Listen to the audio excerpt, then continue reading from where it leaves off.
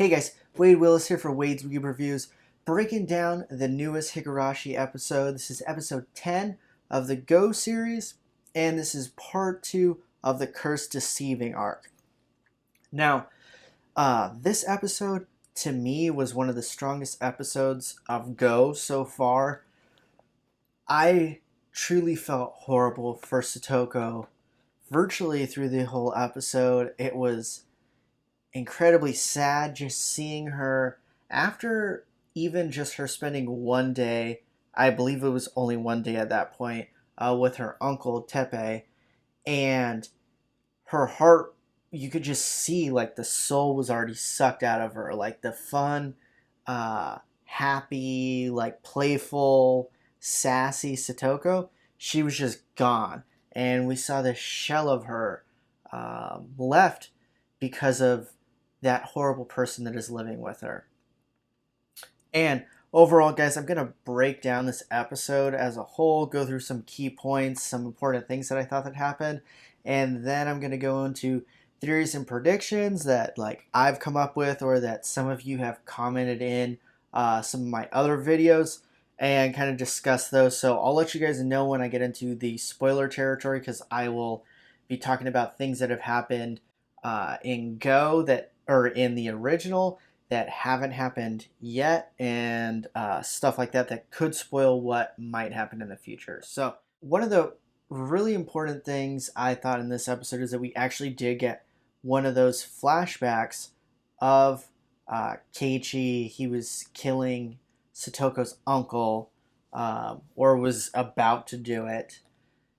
And in the second arc of this Go series, we did not get one of those visions. And if you guys remember in the first arc, we did get that vision, but it did not happen that way. So in the original, those visions that Keiichi would have, those things actually did happen. So I'm assuming that things aren't going to go that same exact way because that's how none of that stuff has happened. But I'd love to know what you guys think about that. I thought that was, I like when they add those in, and it was kind of interesting to me that they actually had it in episode 2 of this arc and not in the first episode of the arc. Oishi just like shows up at the school, and this is, for those of you who don't remember who Oishi is, he is the cop, and he kind of gets some like Vulcan death grip on Keiichi, and homie is so skilled as a freaking cop and seems like assassin almost that he hurts Keiichi but doesn't leave a mark. That is true talent, and I can honestly say I feel like most people's moms have that Vulcan death grip down where like no marks are left but you almost fall to your knees. So it reminded me of a mom for sure. But yeah, he went ham on his shoulder. And then Dr. Ire saves him kind of by showing up and actually checks him out. I'm going to get into more of Ire later. He's important in this arc because it is a Satoko arc and we know how much he cares about her and he talks about it in this episode. Tells Keiichi all about her shitty home life. So Keiichi cares about her and wants to kind of protect her. Ire is going to play a huge part in this, not just because of things that have happened in the past, but I see this as being an arc where he's going to come through pretty hardcore, in my opinion. Keiichi and the kids, they want to save Satoko. They're trying to get child services involved. We eventually find out that child services is kind of weary of helping Satoko or having a strong response because Satoko cried wolf years ago with her stepdad. So this is a problem that's going to be extremely difficult to overcome. It can be done though. And the first day Satoko comes to school, I talked about how the life was kind of sucked out of her. She's gone a day, then she comes back after child services, like calls the school or something. Even her teacher comes and her uncle, like, I think is like, calls her a bitch or whatever, the teacher a bitch. um, when he answers the door, which is such a strong flex on someone. I'm just like, who answers the door like that? But obviously, a piece of crap like Tepe would do something like that. And then once the uncle kind of like sees that there's issues, I'm sure he beat Satoko in places didn't show up or mentally abused her and kind of was like, hey, you need to show up to school and act like everything's all right. She puts up a front, but you can tell she's going through the motions of pretending to be like sassy and making jokes and things like that. And Keiichi goes in to kind of like tap her on the head, and Satoko just uh, breaks. And I think it was Alex who pointed it out in my comments that this happened before Keiichi even touched her head, which in the original he touched her head, patted her on the head, and that's what caused her to like trigger. He didn't even touch her, and she responded.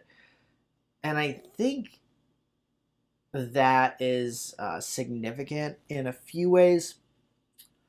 One, um, it seemed like this could be a reaction from one, she has like kind of PTSD from being hit, but her body could be just reacting because she's been in this situation before. Obviously, we know, even if you have seen you haven't seen the original, we know that they've been through this like route.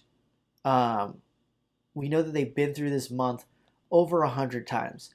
So her body has had Keiichi come up behind her after she's gone through abuse with her uncle and probably come up behind her and tap her on the head and then all that stuff.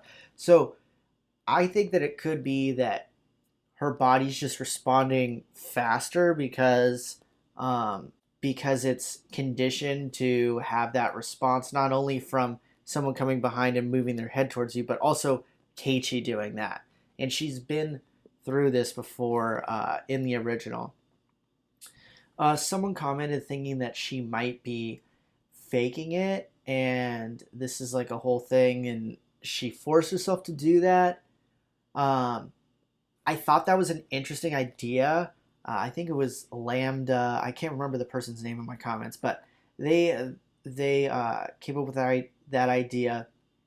I thought that was interesting. I don't know if I necessarily agree with that. It's hard for a lot of people to just make themselves throw up on command without like putting like fingers in your mouth or doing something like that and forcing yourself. Uh, the act of just forcing yourself to throw up like she did is not very common. Again, this is a strange world, so who knows? But that's kind of the thing that makes me think that it isn't fake, because just someone being able to throw up on command like that is extremely rare, and I don't. That's kind of making me second guess that. Yeah, guys. Overall, great episode. I'd love to know what you guys thought about the episode, and now I'm gonna get into kind of more theories and spoiler things and some of my ideas that are coming in. I already talked about. I think we're actually going to have a major event happen at the clinic, different than anything we've really had before. Um, if you guys remember, in the first arc, Keiichi went to the clinic, but they were doing construction on it. What is going on over there? And it looked like shady. It did look like all those people from that organization, that shadow organization that Takano like works with. It looked like it was all those types of people. I feel like they're gonna have a big reveal in this episode. I think it might have to do with Satoshi. I feel like he's going to. I have a feeling he's going to be out of a coma in this series at some point, possibly this arc. And I think, and some people have said this in the comments, like multiple people think that Shion actually might be the one to kill um, Tepe, and I kind of agree with that. I think someone's going to kill him. I'll cheer. Maybe it's Reina. I've seen some people say someone noted that they think they're going to combine this arc and the Reina arc together into one thing. That would be cool. They would have to make the arc like 6 episodes if they did that, just because they haven't really introduced much with Reina at all, which kind of makes me think that that's not going to happen. I think it's an interesting idea, though. I would be pumped if they started combining some of these arcs into one longer deceiving arc. Um, After Reina's arc and the after Reina's arc, they're gonna have to stop doing the whole deceiving thing because of how the structure of the arcs happen for the rest of the series. To me, they could here and there do it, but we're really gonna have to start getting into the bulk of the plot. And if this is only one season, they're gonna have to start picking up stuff real quick, which is why I think we might get a Satoshi reveal where he's maybe not in a coma, or we actually see that he is in a coma. We're going to have a big plot reveal, which we might learn about the syndrome in this arc as well. Since Doctor's involved in this arc already in a somewhat significant portion, I could see them kind of do the reveal of the disease of the town in this arc. I think that we're due for that pretty soon, since we already know, again, Rika has her abilities. We were given that in episode 2. We're getting a lot of stuff.